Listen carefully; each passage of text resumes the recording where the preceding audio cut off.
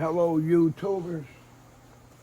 Today is Sunday, and if I'm March the 17th, if I'm not mistaken, 2024.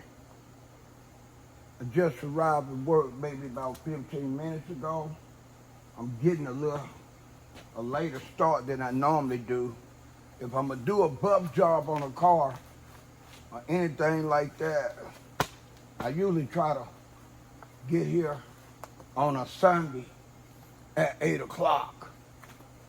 That's when the security system allowed me to get inside the building.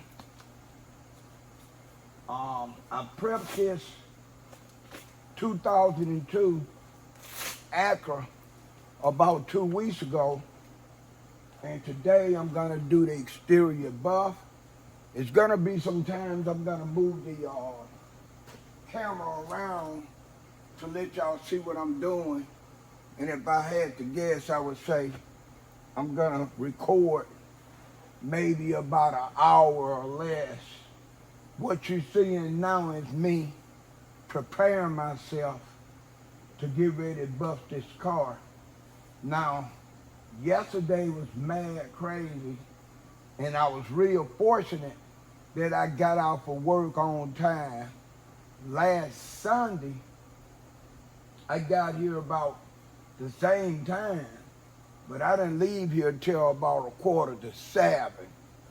Yesterday, after I had this car washed, I could have got it ready to buff by doing what you're gonna see me do now, but I wanted to get out of here badly before something happened, and I end up being here longer than I wanted to be. At least that's what I thought. But when I got down to the first floor and walked out of the building I'm in, when I look over at the sales department, because the sales department is across the street from the building I work in. I work in the same building with the service advisors, the service technicians, the parts department. Detail is on the second floor. So when I walked out this building yesterday and I looked over at the sales department, I could tell they was getting ready to close. Finance must have felt like I felt, because the sun been shining nicely, I want to say ever since Wednesday, at least in that part of Seattle I live, well, at least a part of the city I live in, which is Burien, Washington, which is south of downtown Seattle. And I'm quite sure the weather in Seattle was the same way, because you could throw a rock from Burien, Washington to Seattle. Only thing you need to have is a pitcher's hand. If you're a major league pitcher, you could throw a baseball from downtown Seattle, from where I'm at, round the corner from the Seahawks of Mariner Stadium to Burien, Washington. I'm kind of over-exaggerating. I'm just trying to give y'all a general idea on how close Burien is to downtown Seattle. Okay, I'm going through my preparations. I'm covering up the wiper blades because I don't want to get in the compound on the wiper blade arms, and I don't want to get in the compound down here where the wiper blade arms are attached to, because a lot of times once you get that compound there, it's almost impossible to get it out unless you're willing to paint it. And I believe in trying to fix the problem right the first time. So if I go through these steps to keep from getting any compound on there, then I don't have to spend any time trying to clean up things. right? After I've done the buff job, exterior buff. I worked at some dealerships where their requirement was every time you do an exterior buff job, be it a cut above, paint correction, or whatever you do, they want you to pressure wash the car back down to get all the compound out of all the cracks, right? And most of the guys that work at dealerships and salons that practice this does exactly what he's told to do. But I'm a little bit different than that. I believe in my automotive buffing skills. I don't mind using tape to take up certain areas. And the key thing with me is that I don't want to spend a lot of time buffing on a dark colored car. Then I got to pull it back outside or pull it in the prepping area, because some prepping areas are inside the salon or the dealership like this one. I'm gonna turn the camera around for a second and maybe y'all viewers can see it. But right straight back is the prep area. So if I was working at one of those dealerships that required us to prep all the cars, re-prep the cars after we buff, I would have to pull the car back over there and prep it again. I've had some salons and dealerships tell me that's a part of procedure, and they want me to follow their procedure.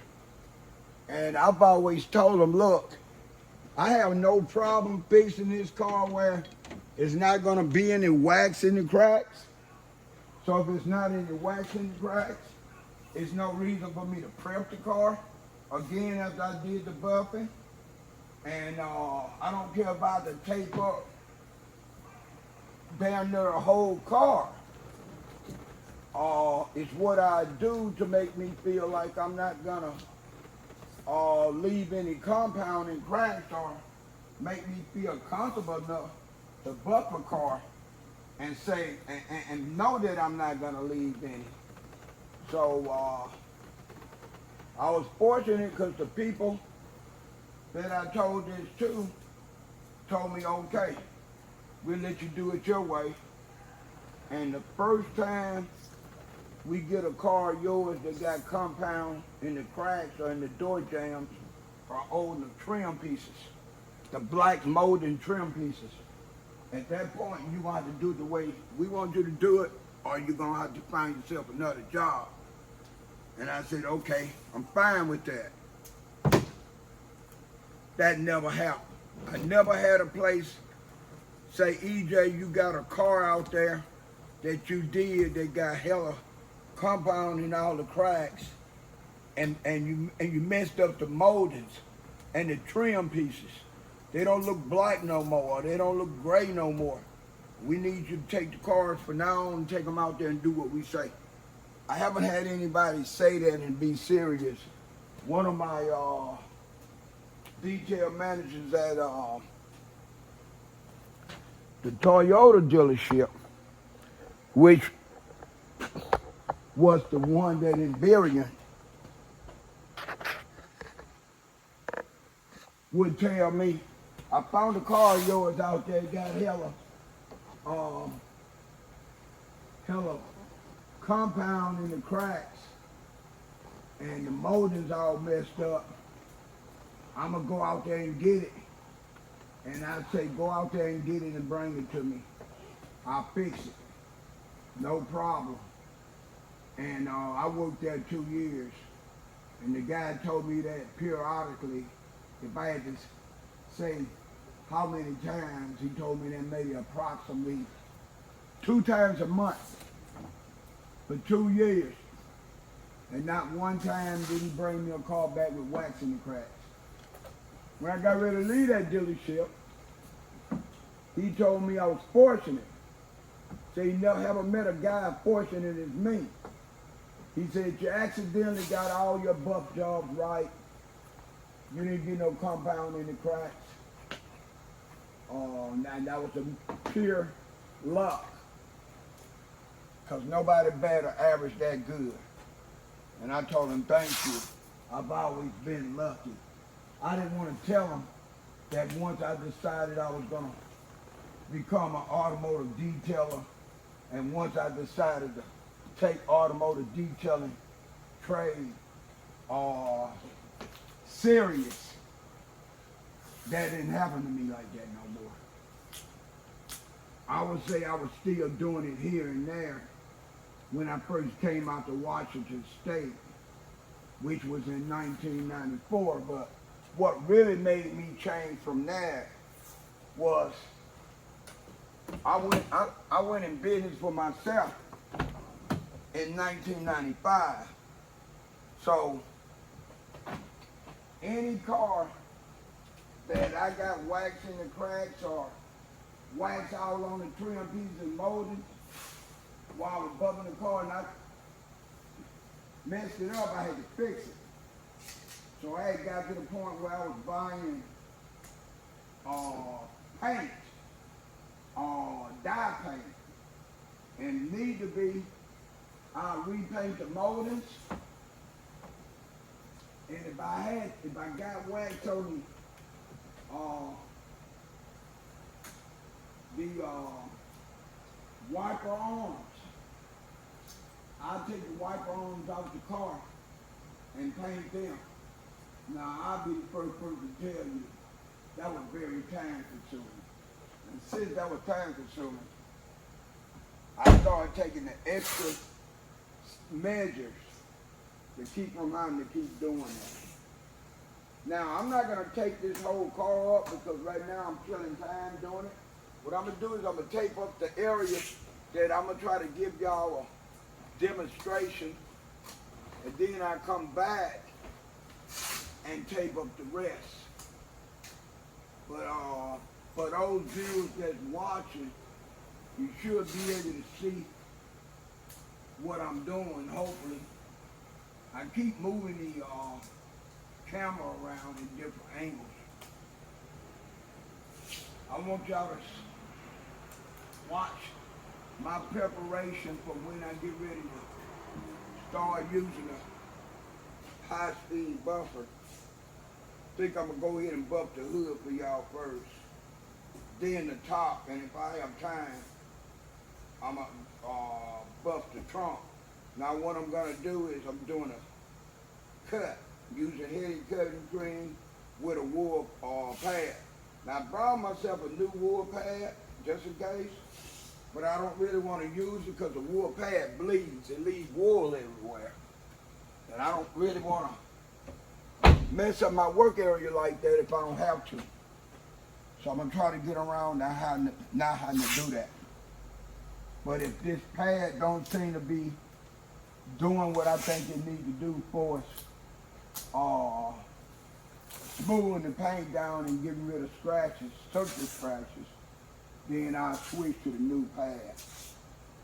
I'm fortunate for this car to be a 2002 with 102,000 miles on it. It's in pretty damn good shape, man.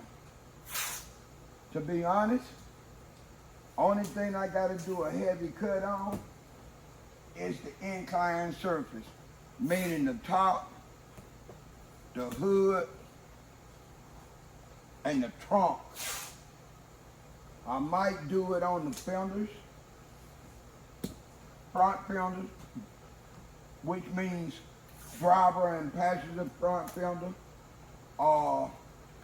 front and back fenders mean driver and passenger rear fenders. Okay, I got that done.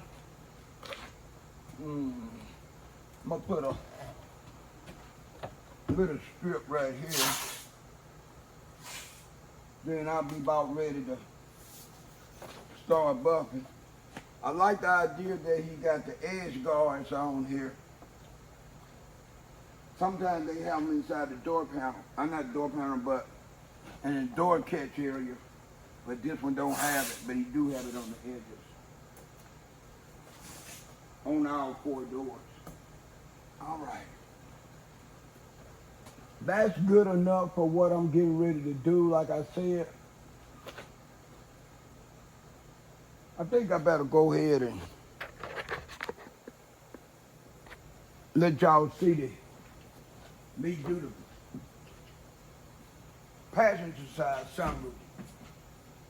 Just because I'm gonna be leaning over the sunroof and compound cans slang on it. See, if I would have did this yesterday, what y'all see me doing now, I wouldn't have left here till about 7:30, and then it would have stopped me from being able to give y'all the demonstration on what I do now. I'm gonna tell you, if it ain't no specialty shop where people specialize doing things like old school way, a lot of places are not gonna take the time to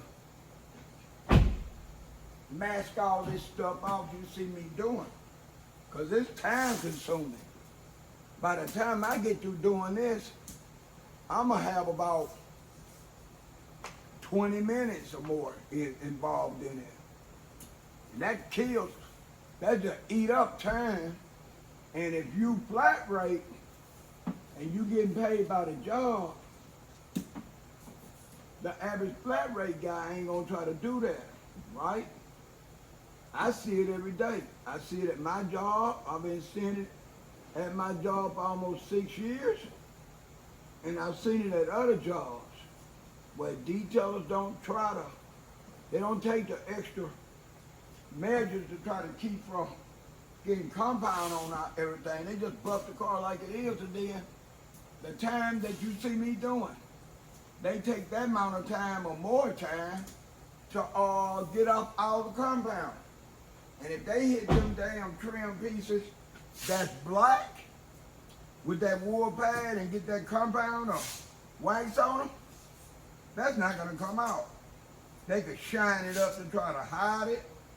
They could use some harsh chemicals that might turn it white or make it look fuzzy looking.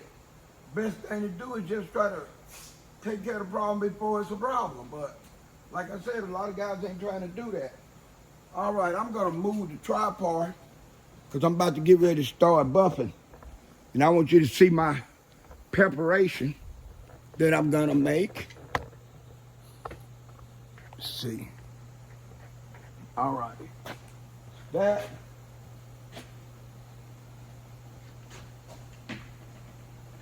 Gotta get me some electricity.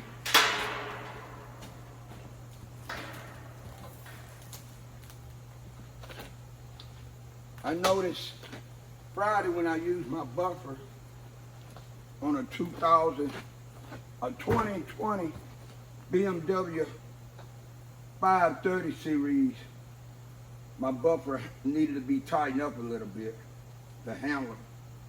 So I have my tool right here. So I'm just gonna snug it up a little bit on both sides. That's that. All right, like I said, I got my new buffing pad just in case I need it. I'm gonna try to make it work with this particular buffing pad right here. My choice of buffer is Makita. I done bought buffers off of Amazon. Matter of fact, my first dual action buffer, which is the one I'm gonna show you right now, right briefly. Right here.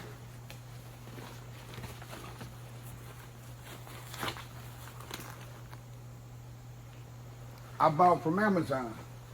I've only used it 3 times because I got it late last year. And just recently, within less than 2 months, I bought myself a 21 slang swirl killer, dual axle buffer. All right, how I want to do this.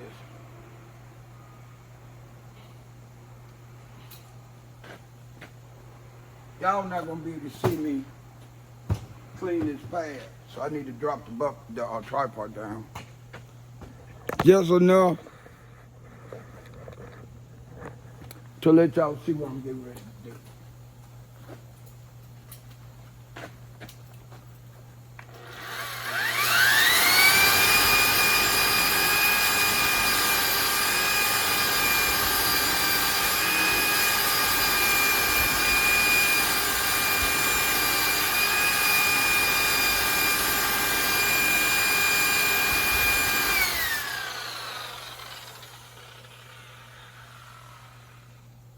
Definitely gonna have to put on my mask.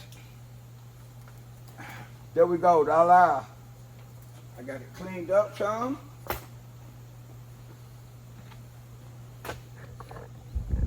Since I done changed the level of the buffer, I'm saying the buffer tripod, I'm gonna go ahead and let y'all see me do the hood.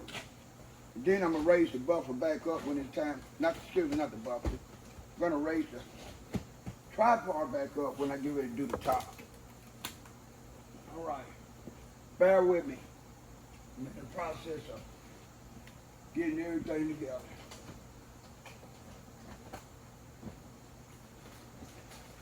For those that didn't recognize it, I got a serious process I go through. In most cases, I try to tape up all my cars the day before. That's what I try to do. But yesterday, I just had to go.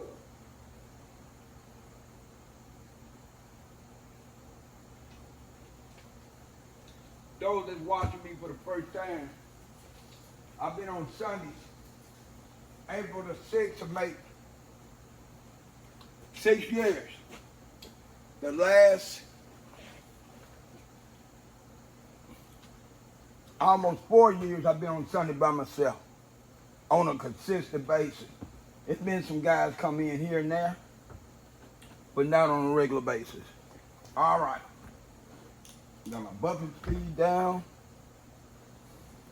Got the camera right there. All right, EJ.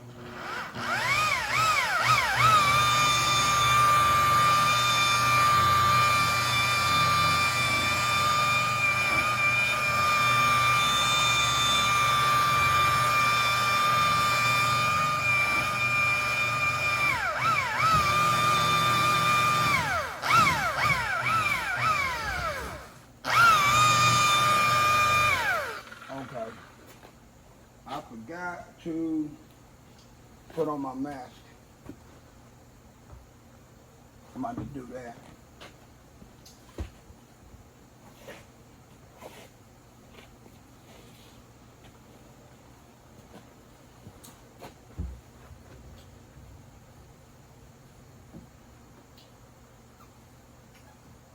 Like I said, this car ran through the car wash late yesterday because I already done prepped the car, I done did the motor, but I wanted to give it a light wash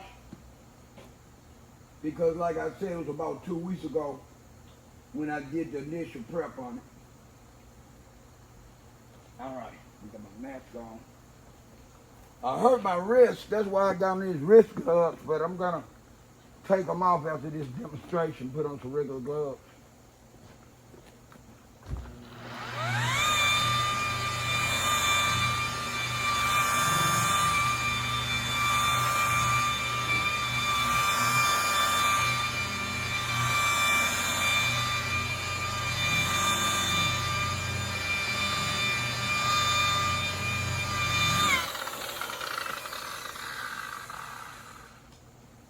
Man, I messed this glove up. Wonder what happened there. Oh man.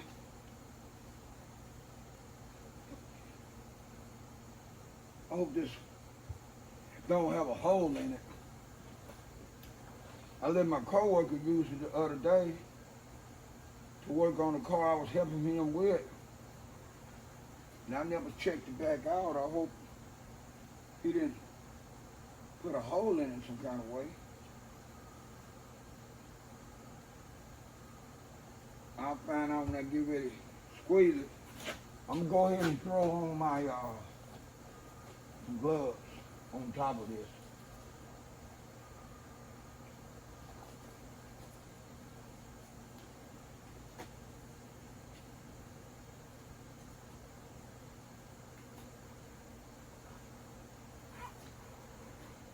I think once I get to the trunk, I'm gonna see how much time I have left. Because it's almost 10 o'clock. I want to stop about 10:30, take a breather. Because sales managers will start getting me about 11:15. Just in case they got some cars I don't know about, I want to be ready.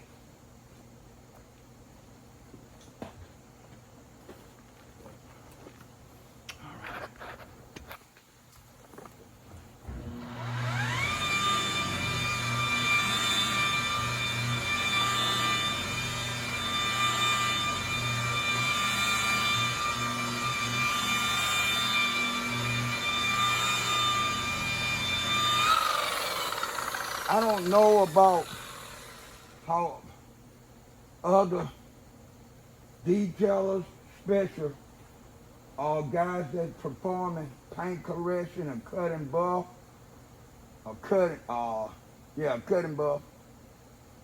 I don't know if they do it or not, but when I'm buffing, I look into the paint, even if I had to get in a bent position like this, because I want to see what I'm doing for the pressure, the speed, and what I'm trying to accomplish. Like if I'm trying to take out a scratch or lighten a scratch that I know is not going to come out, but I can lighten it, I want to be able to get up close in person and bend down and do it. In some of my videos, if you watch me buffing, you'll get the opportunity to see me doing that. Oh man, that's 27 minutes.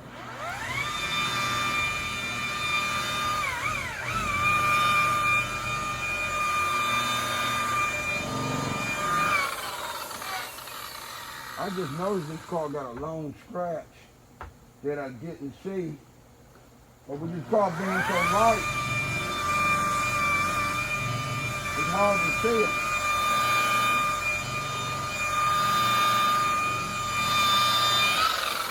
Not only that, I still say, for the year of this car is in great shape. Exterior wise and interior wise. All right. I don't buff cars this old on a consistent basis. Now, since I'm working a buffer, I'm beginning to see the body lines. And when you start doing, like I work for BMW, and 95% of the cars I buff on are BMWs. So BMW got more a different kind of body line that this car has. And this car is a 2002, so it's 22 years old. So I can't expect for this car to have the same buffing lines,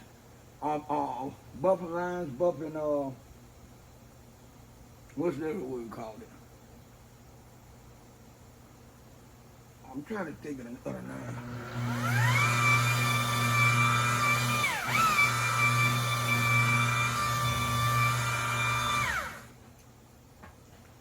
Let's say body lines. Don't have the same body lines that a brand new Acura has.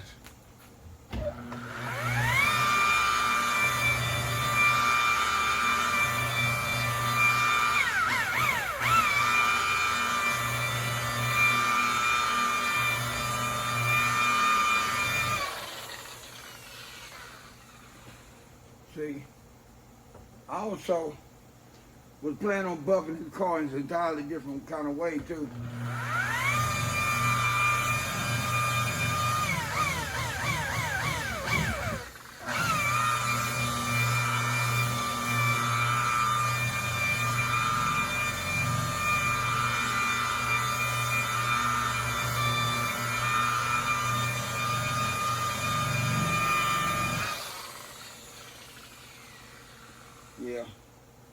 might just be squeezing on this too much. I don't have no upper pocket to put this in. Just sit it right there. Because it's messing up my road. Apron.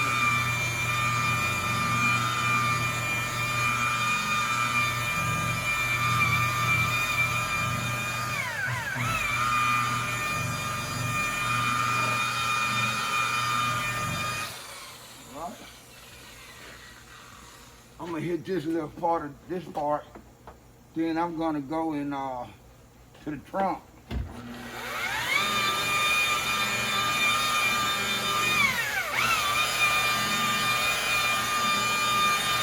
Oh, I know what I wanted to say. Body lines. This car got entirely different body lines than a BMW. I know the body lines are even different than the newer Acura four-door sedan, because the body of cars are changing. They're looking more sleek and aerodynamic. So when that happens, the body line's gonna change. All right, I'm gonna clean my buffing pad again. Then after that, I'm gonna hit the trunk.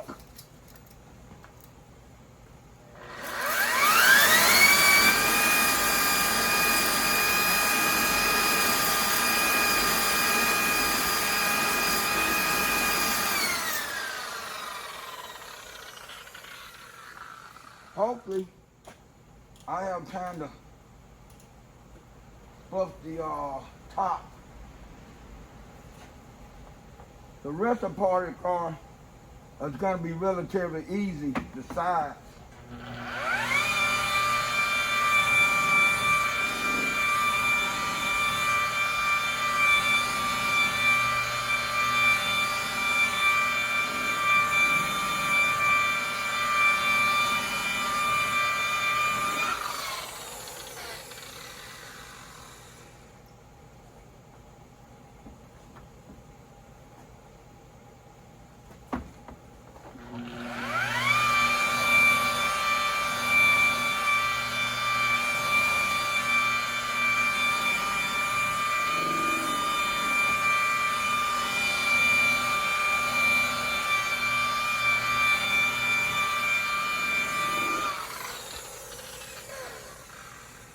I might even change shoes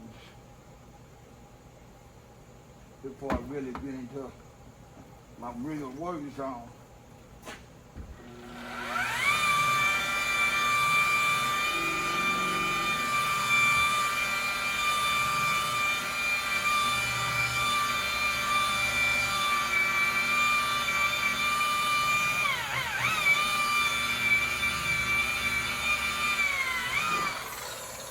You can tell a lot by any guy in the automotive detailing trade if you know what to look for and you watch it work. You watch the steps he go through, and I'm not gonna judge him in the doing steps properly.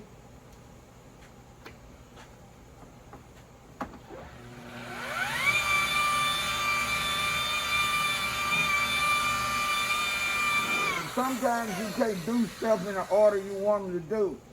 Like doing Thursday and Friday, we got all the detailers here. That means we got a total of 7 detailers, including me.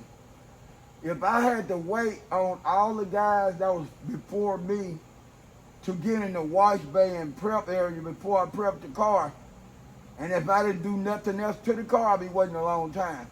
So it's other things you could do to a car on the inside. If it's a full detail, you could be cleaning the mats and blowing it out and vacuum cleaning up stuff. And if the door jambs ain't that dirty, you can wipe them out with some degreaser and microfiber or something, and then you ain't got to use that much water. So when you're in a process, when you're in a situation like that, you can't always do everything textbook, 1 to Z.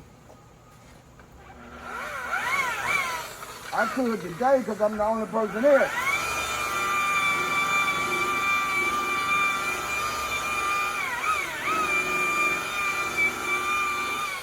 I said, I'm the only detailer working on Sunday, so I got that privilege to be able to do that.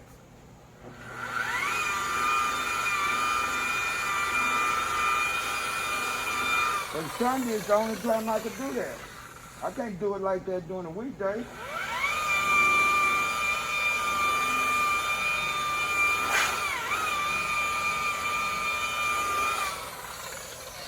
That's just everybody, all 6 detailers, including myself, is here. I gotta wait my turn.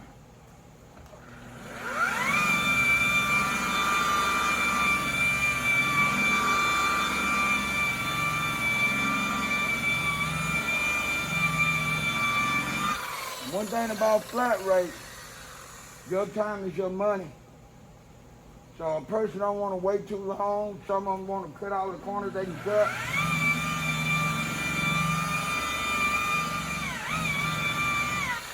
I tell anybody that want to get in the automotive detailing industry as an automotive detailer, learn the game first. Learn what you got to do first. Once you learn what you need to do, then it's possible that you're going to be able to cut corners here and there, but you need to learn the job. Learn the proper way to do the job first. Once you learn the proper way, then everything else, you know what I mean, it'll come in play. But some guys come through the door, they want to automatically start cutting corners. I've had guys tell me, wow, dude, you've been in this a long time. I know you know how to know some shortcuts. And I say, you came in it, or you're getting involved in it the wrong way. You get involved in it looking for shortcuts. Shortcuts can come back and hurt you. You learn the job first. Shortcuts will come later, after you learn the job, but it ain't nobody want to hear that. Once they find out they're getting paid by the job, they want to learn how to do the job real quick. All right. I am getting enough time to buff the top.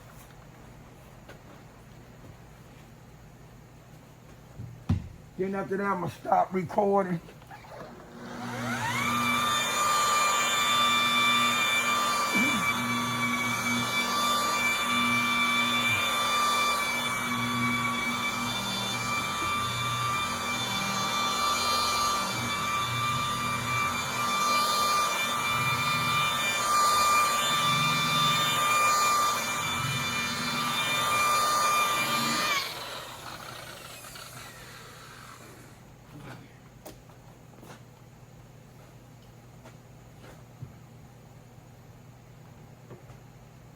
Call it a sunroof over it.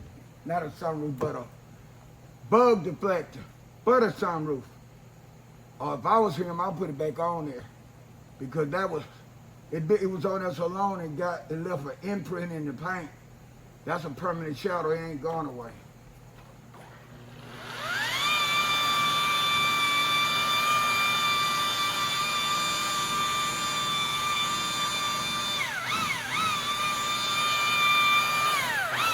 Then I think it made the car a little more sportier. Before I knew, when they had those wind deflectors, that's what they call wind deflectors. The bug guards or bug protector is the one on the hood, go across the hood. The wind deflector is the one that goes to the sunroof. So, forgive me for saying it wrong. Wind deflector go over the sunroof, in front of the sunroof, and the bug protector go on the front of the hood. It goes across the whole hood. All right. I don't know. Trying to see if y'all can see me.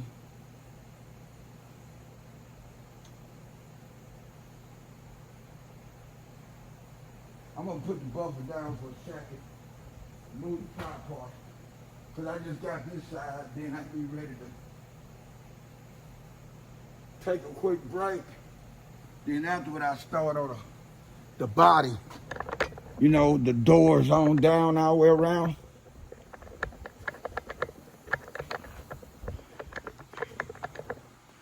All right.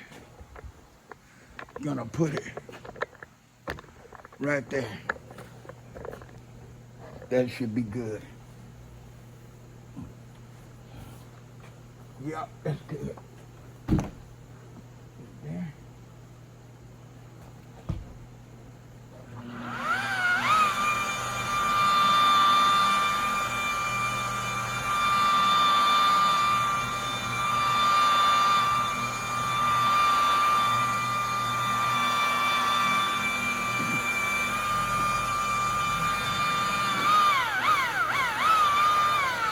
I would like to use one of my hands when I'm leaning across the whole hood, but like I said, my wrist is sore.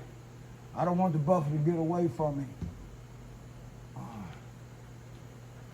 just looking at that hood, trying to see.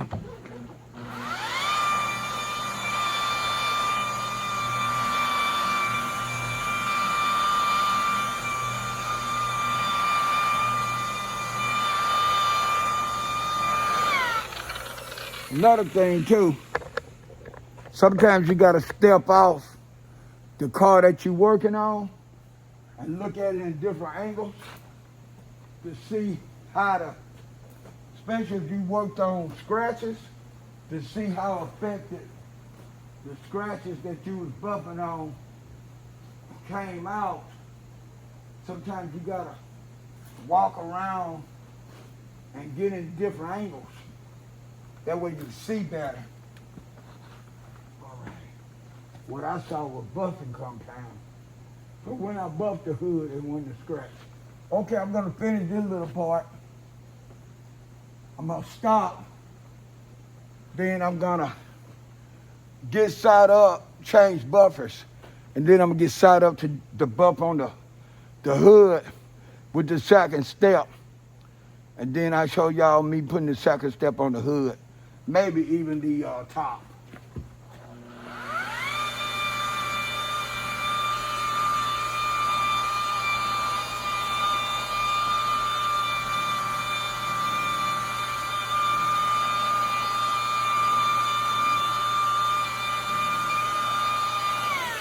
Now for those that think that what they see me doing is I'm just doing it this way for television or video purposes and don't really know how E to the J, the innovator, really get down, you would be surprised to find out that this is the way I get down regardless if I'm recording or not.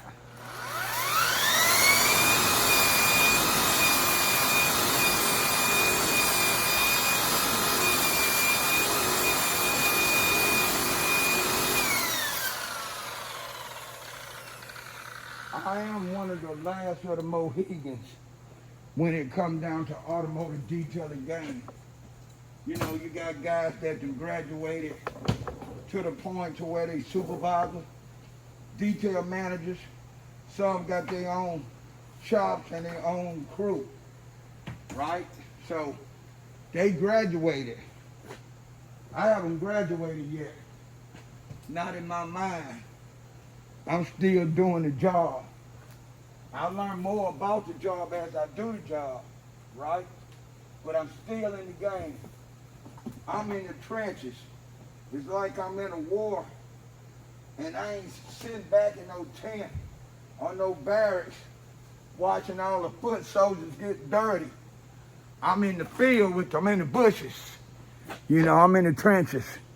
When you're in the trenches, you do like the other people in the trenches. So I'm in the detail, the automotive detailing trenches. I love being in the game. I ain't riding no bench. I'm not talking about how good I was because I'm still active. Was is past tense. Was is for people that hung it up. Was is for the people that glorify. I got the finishing enhancement cream that I put together with some more creams. I got the DA machine now. I got the DA machine right now. with the DA glazing pad, finishing pad, foam pad. And I'm gonna go over the hood, and I'm gonna go over the top.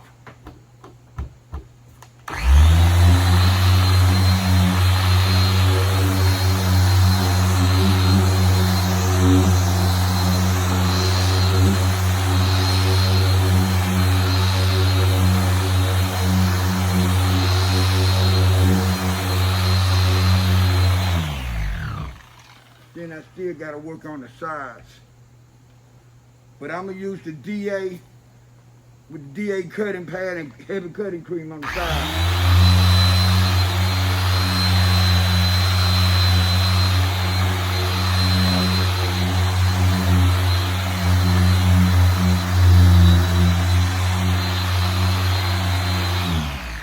I won't show y'all that because I done already let this video went longer than I want. Well, I won't say I want because I could have stopped it in a minute. I was just into the groove, and that getting ready process helped kill some time out the clock. Just getting myself ready to start buffing. That's why I say I could understand why the average detailer want to cut corners, but the processes alone, it could be a long process.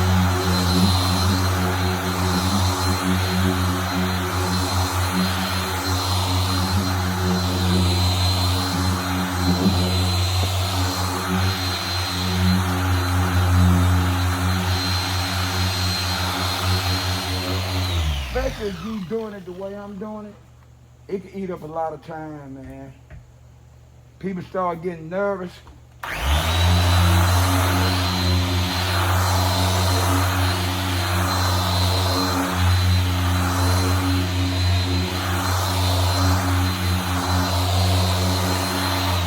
guess instead of saying people, I should call it spades. Automotive detailers start getting nervous. They start feeling they spending too much time and they're not making the money that they deserve to make for the amount of time they spending. I know how that feeling feels. I know it all too well because the process that I go through got me feeling like that every time I pick up the damn high-speed buffer. I feel like that process alone is killing time for me. But I enjoy doing it. I enjoy doing things the right way. I enjoy that sound that the buffer make when you got it at the right RPMs. I am addicted, hear me out, addicted to the sound of the Makita dial speed, the one you saw me holding, buffer.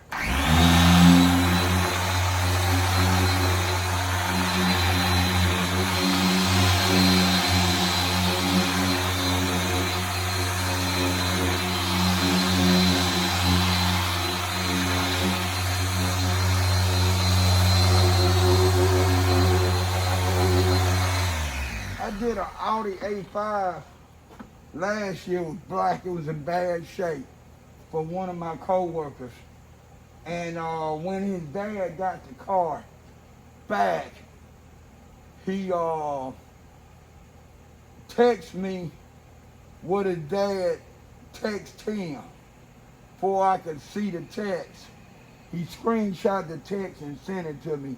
And the text said, that guy is an artist, and he painted the perfect picture. He's an artist. That's art what he done. And you know, that made me feel good. It felt like I was one of the best horn players of the 40s, right? I say the 20s through the early 70s. That's how I felt.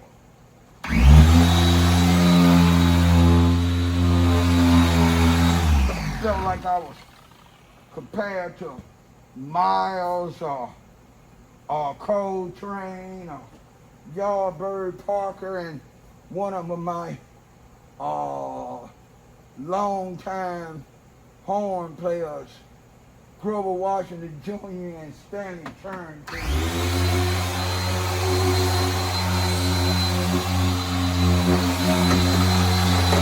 I feel like that guy dad. And compare me to those artists. That was one of the highest compliments somebody ever given me. And you know what? The tip alone justified how he really felt about my work. Because people say, they can say anything they want to say out of their mouth. But when they put their money where their mouth is, that's when they're speaking volume. His money was where his mouth was. Because the guy gave me $100 tip. Now I discounted the car because his son was good with me, real good with me. Right?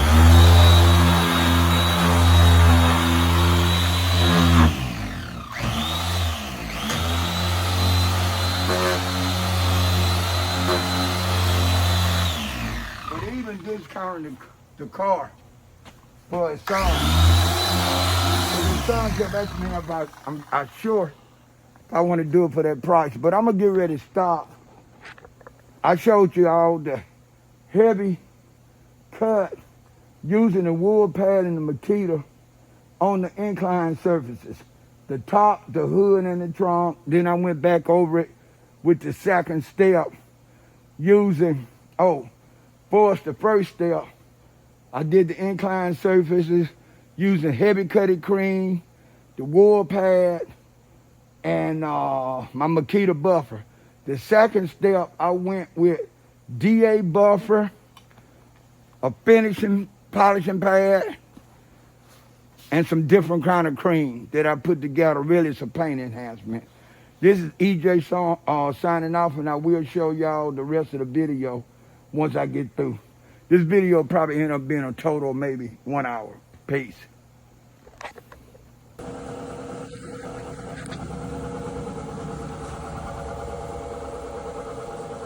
2002 Acura Exterior buff and prep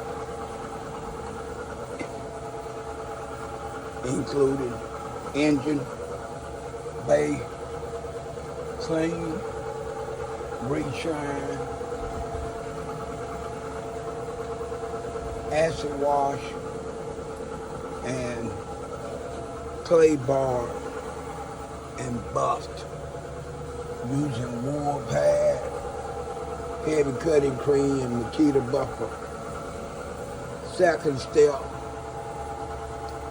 DA buffer, DA finishing pad, DA cream, paint enhancement.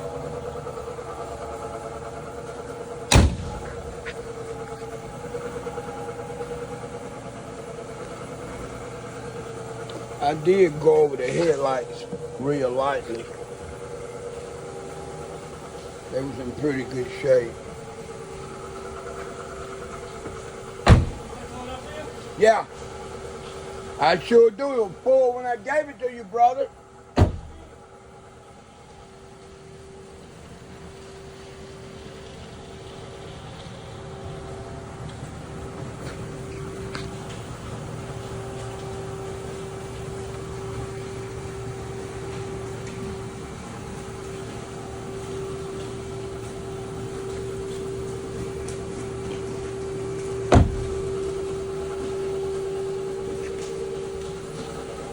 Man, look at that top.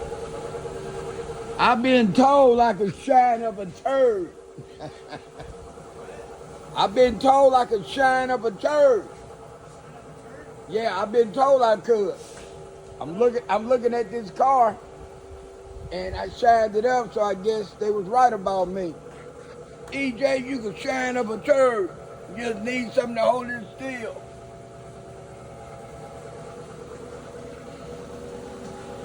This is a good looking turd. We got the Makita buffer, high speed. We got the dual action bumper. And we got the DA.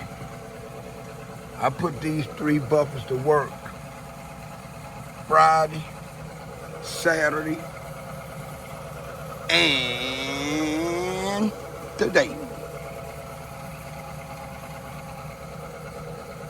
You gotta know how to make it do what it do. That's the key. Making it do what it do.